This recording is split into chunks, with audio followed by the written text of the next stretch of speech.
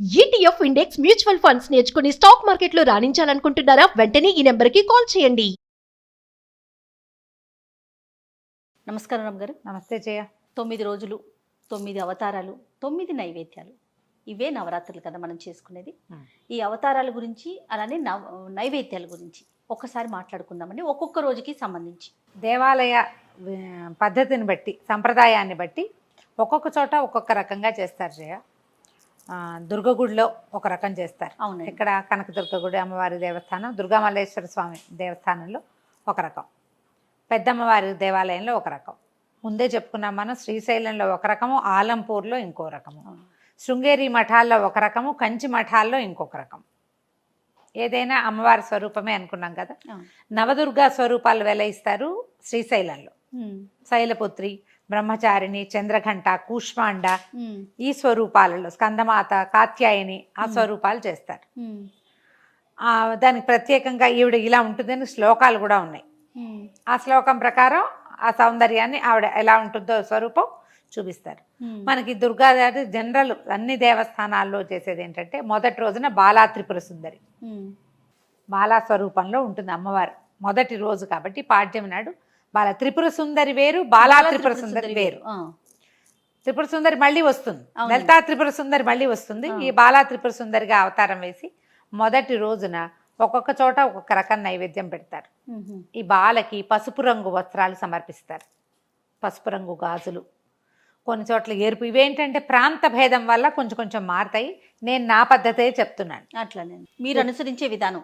బాలా త్రిపుర సుందరికి పసుపు రంగు వస్త్రము, పసుపు రంగు గాజులు. మనం వస్త్రం సమర్పయామి, అలంకారాన్ని సమర్పయామి అని చెప్తాం. అవునండి. ఆ అలంకారాలు సమర్పించేటప్పుడు మనం సులువుగా చేసే అలంకారాలు ఏంటంటే మట్టి గాజులు కొనుక్కోవటం, గాజులు, వస్త్రం. ఈ వస్త్రము గాజులు ఏం చెయ్యాలి అని మీకు అనుమానంగా ఉంటుంది. అవునండి. ఎప్పుడు అందరికీ అదే ప్రశ్న. మీరే ఉంచుకుని వాడుకోవచ్చు ఒకటి. ఇంటికి వచ్చిన ముత్తైదువులకి రేపు వస్తారు కదా, ఇవాళ వస్త్రం తీసి రేపు వాళ్ళకి పెట్టేసుకోవచ్చు. ఈరోజు నేను అలాగే చేస్తాను.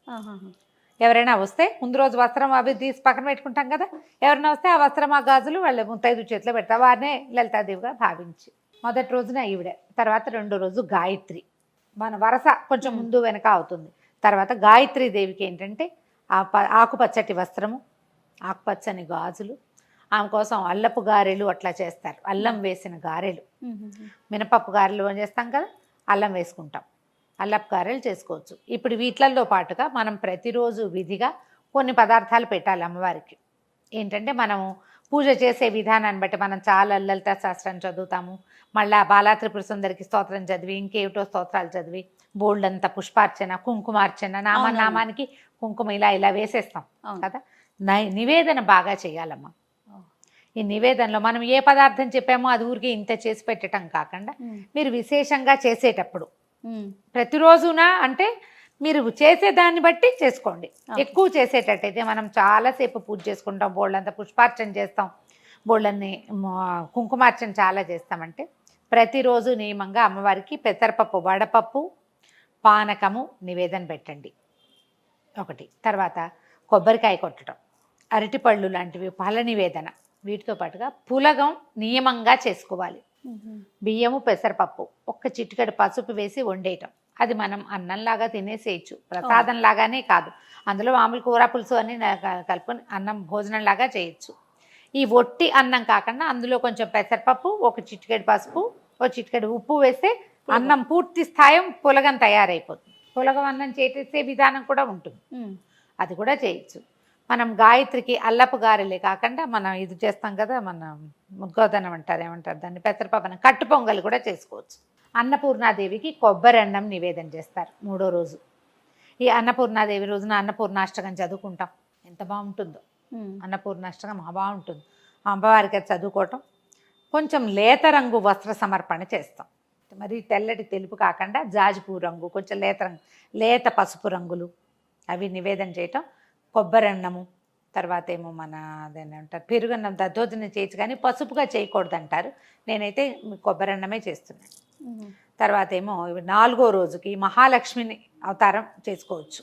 ఇది మహాలక్ష్మీదేవికి ఏంటంటే చక్కటిది పసుపు వస్త్రం, ఆవిడకి ఇష్టం. ఎందుకంటే విష్ణుమూర్తి ఆయన ఎక్కువగా పీతాంబరధారిగా కనిపిస్తాడు, పచ్చటి బట్ట కట్టుకున్నవాడిగా కనిపిస్తాడు. అందుకదా పసుపు వస్త్రం సమర్పించడం, పసుపు రంగు గాజులు సమర్పించడం. ఈవిడికి రవ్వ కేసరి ఒకటి పెడతారు ఒక నియమంగా. లేకపోతే శనగపప్పు లక్ష్మీదేవికి ప్రీతి అని చెప్తారు. శనగపప్పు బూరెలు, మనం పూర్ణాలు చేసుకుంటాం కదా, శనగపప్పు ఆమెకి ఇష్టము అని చెప్తారు. రవ్వ కేసరి కానీ శనగపప్పు బూరెలు కానీ చేసుకోవచ్చు. తర్వాత 5వ రోజున లలితాదేవి అని చెప్తారు. బాలా త్రిపుర సుందరి కాకుండా ఇప్పుడు లలితా త్రిపుర సుందరి అవతారం వేస్తారు ఈ రోజున. ఈ లలితా త్రిపుర సుందరికి ఏంటంటే ఈమెకి ఉపాంగ లలితావ్రతం అని చెప్తారు. లలితా పంచమి ఆ రోజున 5. ఈ పంచమి నాడు మనము ఒకవేళ ముందు రోజుల్లో మొదలు పెట్టలేదనుకో, అసలు ఇలా చెయ్యం మనం. పంచమి నాడు ఒక్కరోజు లలితా త్రిపుర సుందరి లలితా సహస్రనామం చదువుకోవచ్చు మనం. చేయలేకపోతే 9 రోజులు చేయలేం, ఆఖరి రోజు చేస్తాం. పంచమి నాడు ఖాళీగా దొరికితే పంచమి నాడు చేసుకోవచ్చు. ఇలా ఉపాంగ లలితా వ్రతం చాలా బాగుంటుంది, చాలా మంచిదట. ఈ రోజున లలితా వ్రతం చేసుకుంటే, వ్రతం అంటూ ఏం పెద్దగా చేయలేకపోతాం. అమ్మవారిని పెట్టుకోవడం, బొట్టు పసుపు చూపించడం ఆమెకి, తర్వాత లలితా సహస్రనామం చదువుకోవడం. లలిత అష్టోత్తరం చదవండి ఈ రోజున. సహస్రనామం కంటే కూడా అష్టోత్తరం చాలా బరువుగా ఉంటాయి, తేలిగ్గా ఉండదు. నామాలు భలే బాగుంటాయి, పెద్ద పెద్ద సమాసాలు, చాలా పెద్ద పెద్ద నామాలు. లలిత అష్టోత్తరం చదువుకోవటం. ఈ లలితాదేవికి గుడాన్నము శాకాన్నము పెట్టచ్చు. శాకాన్నం అంటే కూరలు అవి వేసి మనం మన ఎలా అంటే కలగలుపు అన్నం అన్నమాట. పులుపు వేయం అందులో, అన్ని కూరలు వేసి బిర్యానీ చేస్తారు. మసాలా ఉల్లిపాయలు అవి వేయకుండా శాకాన్నం కూరలతోటి అన్నం వండుకోవటం. ఈ మలయాళీస్ వాళ్ళు అవియల్ అని చేస్తారు, కొబ్బరి పాలు పోసి కూర ముక్కలతో. అది మనం అన్నంతో పాటు వండి పెట్టచ్చు. గుడాన్నం పెట్టచ్చు, బియ్యము బెల్లము కలిపి వండుకుంటాం.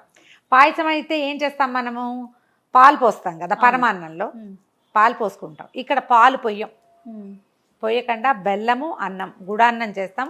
అది కూడా ఒక ప్రత్యేకమైన నివేదన, చక్కగా చేసుకోవచ్చు అది కూడా.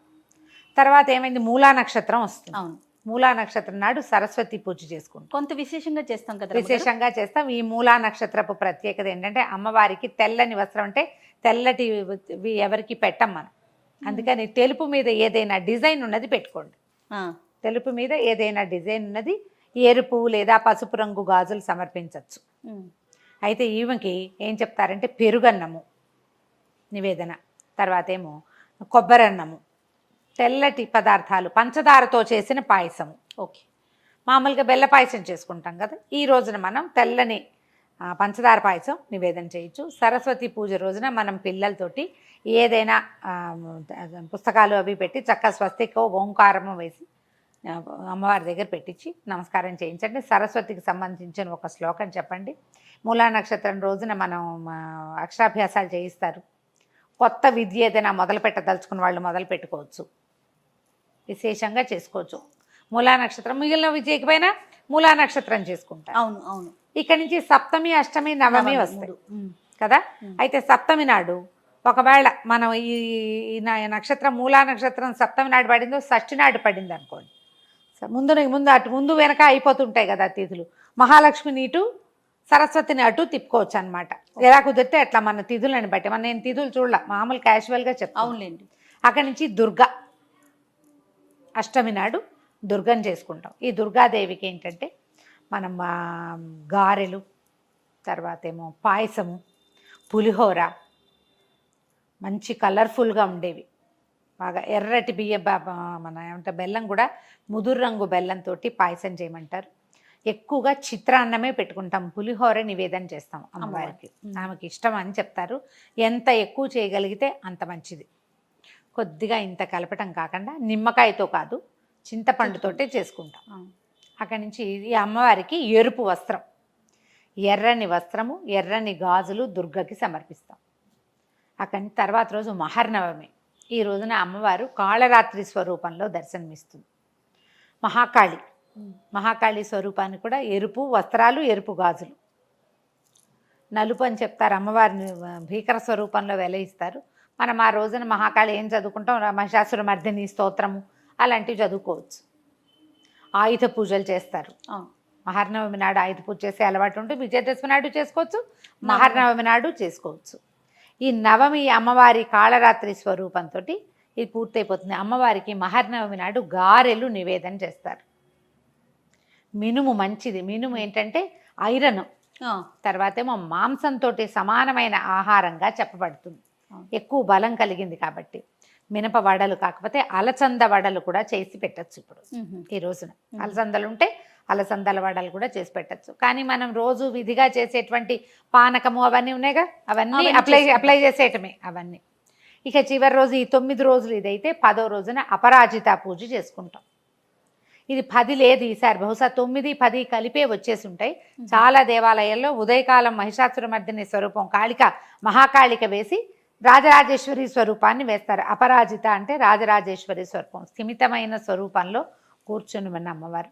ఈ అపరాజిత పూజ చేసేటప్పుడు ఈ అమ్మవారికి చక్కెర పొంగలి, దధ్యోదనము, పాయసము, చిత్రాన్నము, పులిహోర, ఇలా అన్ని రకాల నివేదనలు.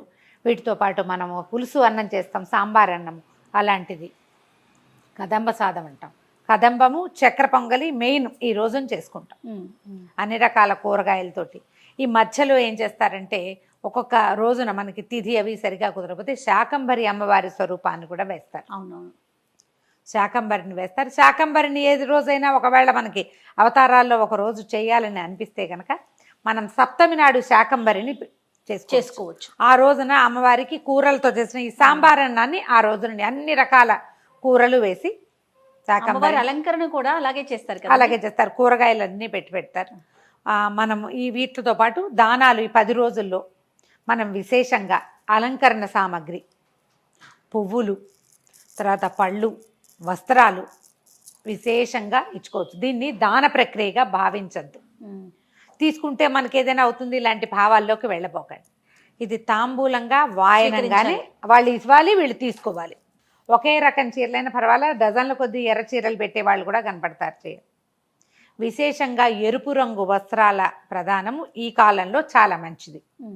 ఎర్రటి గాజులు, ఎర్రటి వస్త్రాలు, ఈ తిలకాలు బొట్టు పెట్టుకునేవి, కాటుకు పెట్టుకునేవి, తర్వాత చేతులకు వేసుకునేవి, ఏవైనా అలంకరణ సామాగ్రి ఏవైనా సరే, ఏవైనా ఈ 10 రోజుల్లో మీరు ఒక ముత్తైదువు కానీ ఒక బాలికకు కానీ ఇస్తే సాక్షాత్తు అమ్మవారికి ఇచ్చినట్టే.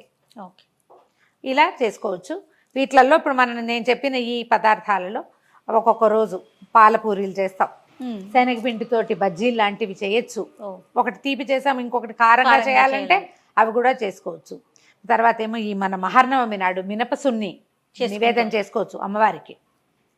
లక్ష్మీదేవి అవతారం రోజున శనగపిండితోటి తీపి బూందీ లడ్డూలు చేసుకోవచ్చు. మీ శక్తి అనుసారం ఏదైనా చేసుకోవచ్చు. ఇవి నేను చేస్తున్నవి చెప్తున్నాను.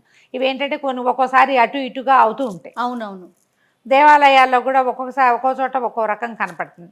మనం ఏదో ఒక విధానాన్ని ఒక అవలంబన పెట్టుకోవటం, దాని ప్రకారం వెళ్ళిపోవటం అంతే. నివేదన చేయటం ముఖ్యం. కామన్ నివేదన ప్రతిరోజు పెసరపప్పు, పానకము, పులగము తప్పనిసరి, పళ్ళు, కొబ్బరికాయలు ఇవి సామాన్యంగా చేసుకునేవి. వాటితో పాటు ఇవి ఇంకా అమెండ్మెంట్లు కావాలంటే మనం వంట చేసేసుకోవటం, అన్నం, కూర, పప్పు, పులుసు అన్ని పళ్ళెంలో చక్కగా అన్ని పదార్థాలు వేసి మహానివేదన కూడా చేసుకోవచ్చు. ఆ కంచంలో పప్పు, కూర, పులుసు, చారు, ఒక బిళ్ళ పెరుగు, నెయ్యేసి ఓ బెల్లం ముక్క పెట్టి అన్నంలో చక్కగా నెయ్యేసి అవి ఒక మంచినీళ్ళ గ్లాస్తో సహా తీసుకెళ్ళి అమ్మవారి ముందు పెట్టి, ఇదిగో ఇవాళ నివేదన ఇది, నేను ఇవి చేసుకున్నాను. మీరు ఇవేమి విశేషాలు చేయలేకపోతే అన్న నివేదన చేయండి. ఎంత అద్భుతమైన నివేదనో అది. అరటిపండు పొలిచి దాంతోపాటు పక్కన పెట్టడం, చూపించటం ఎంత బాగుందో చూడు, అద్భుతం కదండి. ఎలా కుదిరితే అట్లా చేసుకోండి అమ్మా. ఇదే చెయ్యాలి, ఇలాగే చెయ్యాలని కాదు, అసలు చేయాలి అంతే. అది నియమంగా పెట్టుకోవటం, అదొక్కటి నియమంగా పెట్టుకుని పండగ చక్కగా జరుపుకోండి. పిల్ల పాపలతో హాయిగా ఉందాం. సంతోషం రమ్మగారు. నమస్తే. నమస్తే.